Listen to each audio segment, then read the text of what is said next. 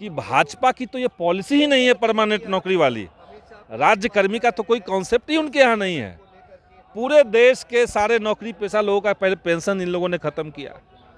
जहाँ पे परमानेंट नौकरियाँ निकलती थी, रेलवे, बैंकिंग सेक्टर, इन तमाम जगहों को ठेका पट्टा पर शिफ्ट कर दिया।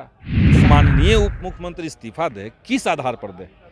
परसों तो सुप्रीम कोर्ट ने अपने आदेश में कह दिया कि ईडी का जो प्रमुख है उसको गलत तरीके से, इलीगल तरीके से एक्सटेंशन मिला हुआ। नमस्कार, आप देख रहे हैं न्यूज़ फॉर नेशन में आपके साथ अभिजीत सिंह। भारतीय जनता पार्टी के द्वारा आज विधानसभा मार्च किया जाएगा। जी आपको बता दें कि शिक्षक के मुद्दे को लेकर आज भारतीय जनता पार्टी के तमाम विधायक, विधान पार्षद हैं जो विधानसभा मार्च करेंगे। इसी बात करने के लिए हमारे साथ हैं भाकपा माले के विधायक संदीप सौरभ जी। संदीप सौरभ जी, कैसे देख रहे हैं भारतीय जनता पार्टी आज जो विधानसभा मार्च कर रहे हैं? देखिए, शिक्षक के सवाल पे ये अगर कर रहे हैं तो सारे शिक्षकों को ये याद है कि जब ये सरकार में थे तो इनके नेता लोग क्या क्या बयान देते थे। उस समय सुशील मोदी जी ने कहा था कि अगर भगवान भी धरती पर आ जाएगा तो बिहार के नियोजित शिक्षकों को राज्यकर्मी का दर्जा नहीं मिलेगा। और सबसे बड़ी बात कि भाजपा की तो ये पॉलिसी ही नहीं है परमानेंट नौकरी वाली। राज्यकर्मी का तो कोई कॉन्सेप्ट ही उनके यहाँ नहीं है। पूरे देश के सारे नौकरी पेशा लोगों का पहले पेंशन इन लोगों ने ख़त्म किया। जहाँ पे परमानेंट नौकरियाँ निकलती थी, रेलवे, बैंकिंग सेक्टर, इन तमाम जगहों को ठेका पट्टा पर शिफ्ट कर दिया। साल में 1.25 लाख लोगों को रोज़गार देने वाला रेलवे, देखिए पिछले 9 साल के अंदर कितना रोज़गार वहाँ निकला है। मुश्किल से 1 लाख, जबकि होना चाहिए था 13-14 लाख, तो उसको चौपट आपने कर दिया।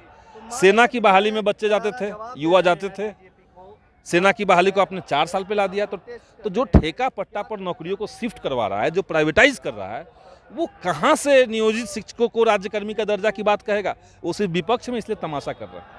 लेकिन सदन में कार्रवाई नहीं चलने दे रहे हैं, बोल रहे हैं शिक्षक के मुद्दे को सही है, जो शिक्षक उठा रहे हैं उन पर सही है। हम सच सदन में वो चिल्ला रहे हैं कि माननीय उप मुख्यमंत्री इस्तीफा दे। तो माननीय उप मुख्यमंत्री इस्तीफा दे, किस आधार पर दे? परसों तो सुप्रीम कोर्ट ने अपने आदेश में कह दिया कि ईडी का जो प्रमुख है उसको गलत तरीके से, इलीगल तरीके से एक्सटेंशन मिला हुआ है, उसको तुरंत हटाइए।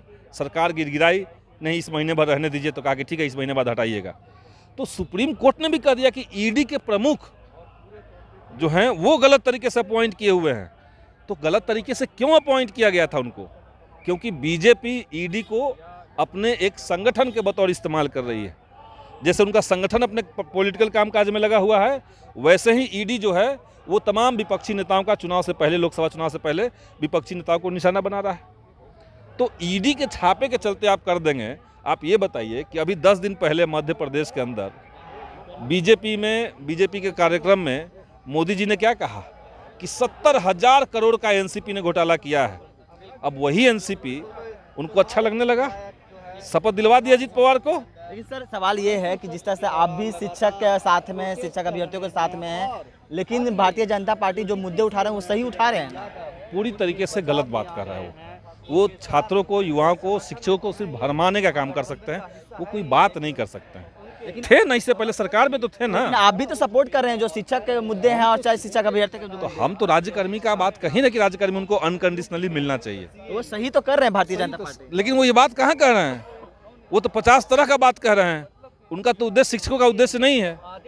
नहीं तो आप देखिए आज के आंदोलन में कितने शिक्षक पहुंचे हुए, इसी हिसाब से समझ लीजिएगा। ये बताइए सर, पिछले दिन जो विधानसभा मार्च कर रहे थे शिक्षक, जो उसको घेराव करके वहीं पर गर्दनी बाग में ही रोक दिया गया सरकार के द्वारा। नहीं, गर्दनी बाग का ही परमिशन लिया गया था, हम ही तो उसके कार्यक्रम में थे।